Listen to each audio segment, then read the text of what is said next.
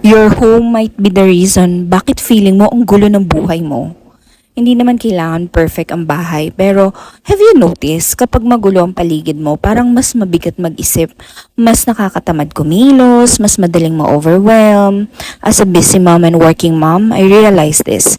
A tidy home is not about aesthetics, it's about peace. Kapag maayos yung space mo, mas malino ka magdesisyon, mas productive ka, mas kalmado yung energy mo, and honestly, success doesn't always start with a big opportunity. Sometimes it starts with making your bed, cleaning your kitchen, or putting your things back where they belong. Because discipline at home slowly becomes discipline in life. Little by little, your environment shapes your mindset, and your mindset shapes your future. So, no, cleaning your home is never a waste of time. It's one of the quiet habits that can change your life.